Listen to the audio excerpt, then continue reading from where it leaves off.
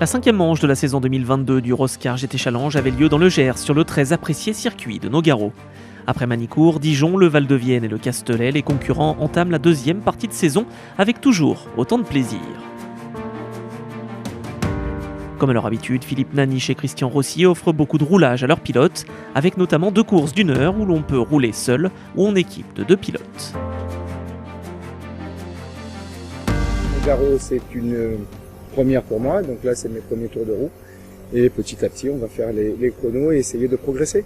On a passé un début de saison d'apprentissage, puisque je commence le Roscar cette année. J'ai déjà piloté sur circuit. Gérard m'a proposé gentiment de partager sa voiture sur les événements Roscar. Donc j'ai tout de suite dit oui, parce que c'est une aventure sympa. C'est un pas dans la compétition, un vrai pas dans la compétition. J'ai commencé le Roscar en 2011, donc je suis un des plus anciens. Et jusqu'à présent, je roulais tout seul, mais bon, physiquement, 1 heure, ça devient très compliqué. Et j'y arrivais plus, donc cette année, j'ai décidé de m'associer avec un 2e pilote, qui est Philippe Lacroix. Ça me va très très bien aussi, puisque physiquement, j'y arrivais plus. Moi, je fais ça pour mon plaisir. Moi, ma devise, c'est de ramener la voiture et le bonhomme en entier. C'est pas une GT, c'est ce qu'on appelle une silhouette.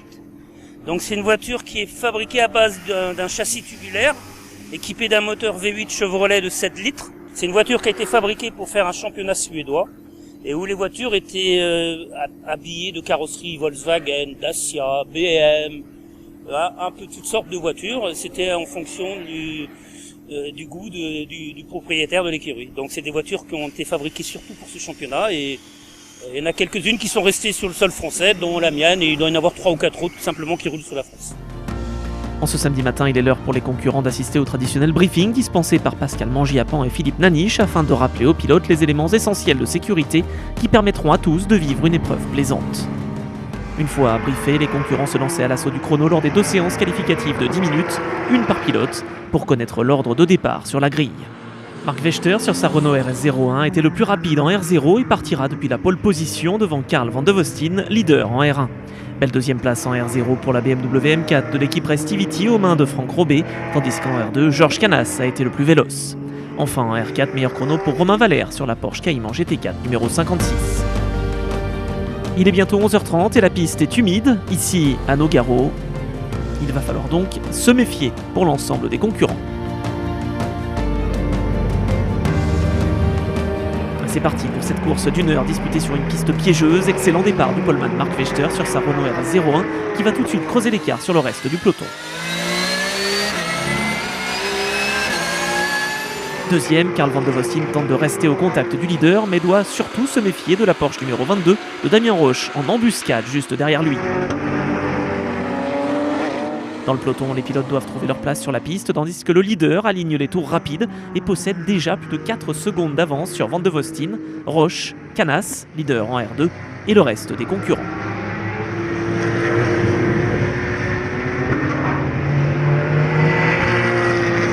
Auteur d'un très bon début de week-end, Franck Robé va malheureusement connaître une avarie technique et devoir rentrer au stand.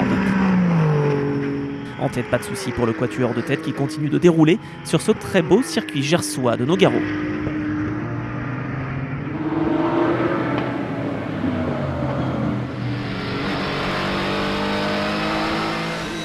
Marc Vechter contrôle, Carl Van de Vostin est poursuivi par Damien Roche.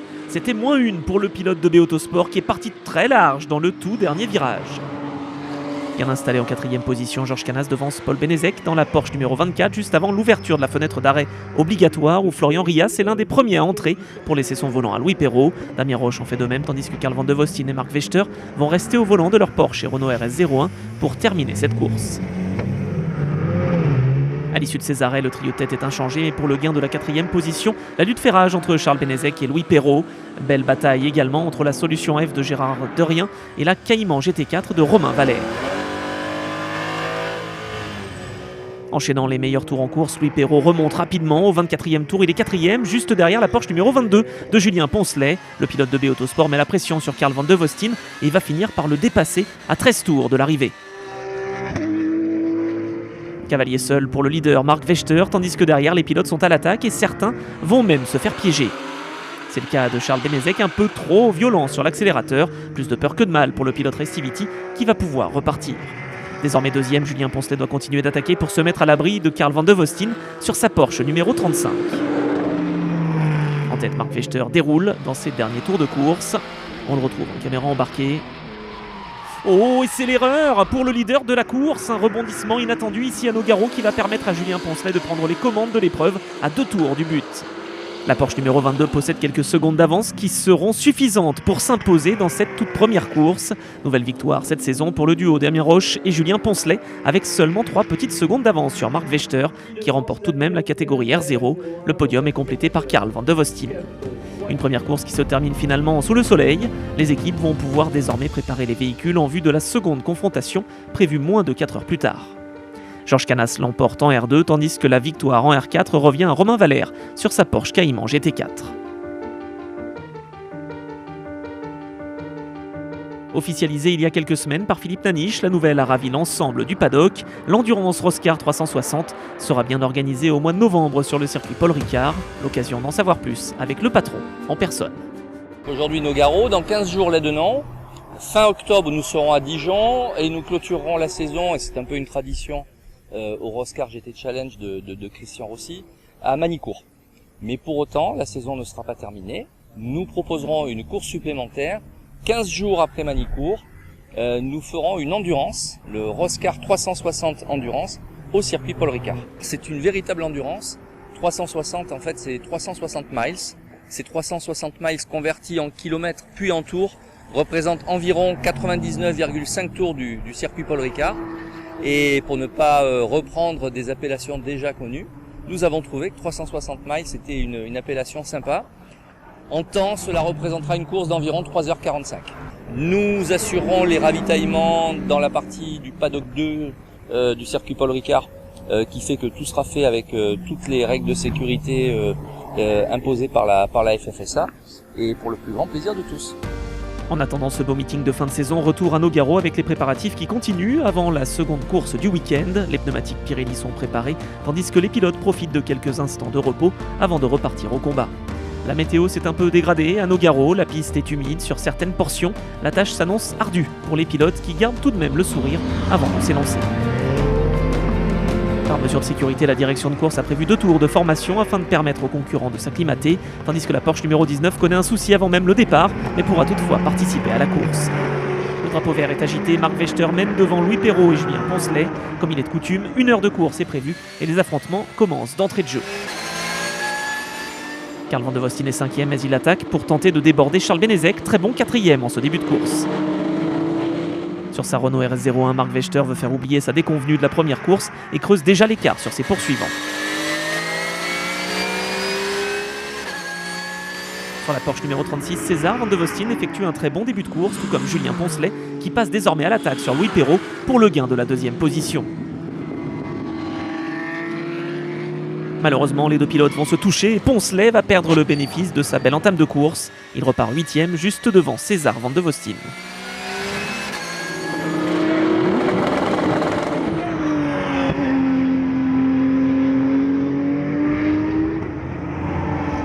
En tête, Marc Vechter contrôle et devance Louis Perrault sur la Porsche jaune fluo qu'il partage avec Florian Rias.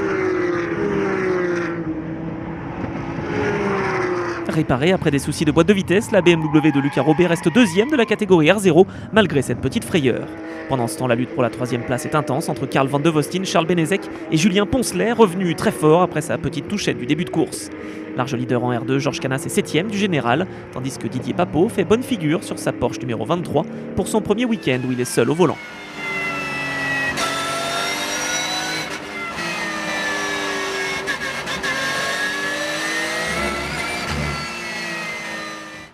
Superbe mano à mano entre les Porsche numéro 35 et 22 pour le gain de la 3e place. Malheureusement, une course à oublier pour l'équipe de B Autosport qui se voit percuter au freinage de l'école par la Porsche numéro 24.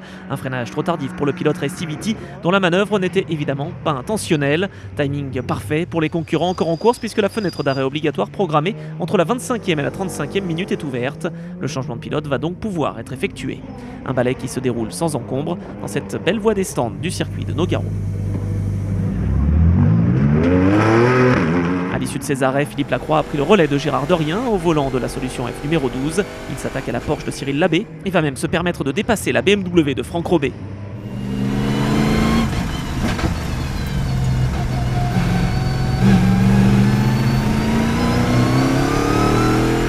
Toujours large leader, Mark Vechter se défait du trafic. Il compte déjà plus de 40 secondes d'avance sur Carl Van de Vostin, désormais deuxième.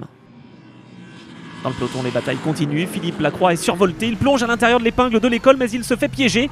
C'est le métier qui rentre. Georges Canas continue sa belle prestation à bord de la Porsche préparée par 911 Impact. Il est leader du classement R2 et troisième du scratch dans cette deuxième course, devant Florian Rias sur sa Porsche numéro 54.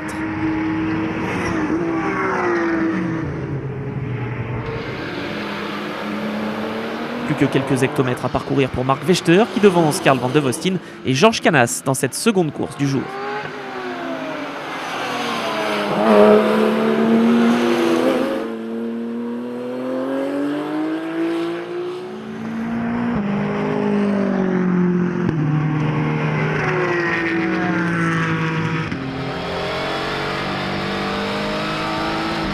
Victoire pour le pilote G2 Racing qui prend sa revanche sur la première course. Avec un avantage de plus d'1 minute sur la ligne, le Suisse s'impose au cumul des deux épreuves devant Carl Van de Vostin et le duo Florian Rias-Louis Perrault. C'est la joie dans les stands pour les mécaniciens qui peuvent applaudir les pilotes après cette belle course. Au cumul des deux manches, Mark Vechter s'impose en R0, Carl Van de Vostin l'emporte en R1. En R2, victoire de Georges Canas alors que Romain Valère s'illustre en R4 avec sa Porsche Cayman GT4.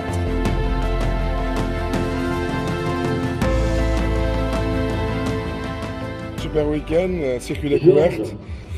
La deuxième course, je pars plutôt sur une gestion de pneus, ce qu'on a bien fait, puisqu'on a pu mettre un rythme directement. Les deux concurrents se sont touchés malheureusement, ce qui m'a permis de prendre du large. Merci au team, surtout G2, qui a vraiment donné un bon rythme, une bonne préparation de la voiture et un super moment. Déjà la météo était au rendez-vous, donc déjà c'était très très agréable. Suffisamment de voitures pour bien s'amuser. Et puis ben voilà, on a bien roulé, on peut le dire. C'est bien battu et c'était très agréable. Voilà. La deuxième course, on a bien roulé, deux bons relais et ça a permis de garder la position et au cumul des deux courses de faire un joli résultat sur ce meeting. Les podiums des différentes catégories pour conclure ce beau meeting de Nogaro. Les pilotes se seront bien battus et sont déjà prêts à en découdre de nouveau sur le tracé vallonné de l'Aidenon où le Roscar GT Challenge posera ses valises les 16 et 17 septembre prochains. En attendant, pour plus d'informations, n'hésitez pas à visiter le site roscar.fr ou la page Facebook Roscar GT Challenge.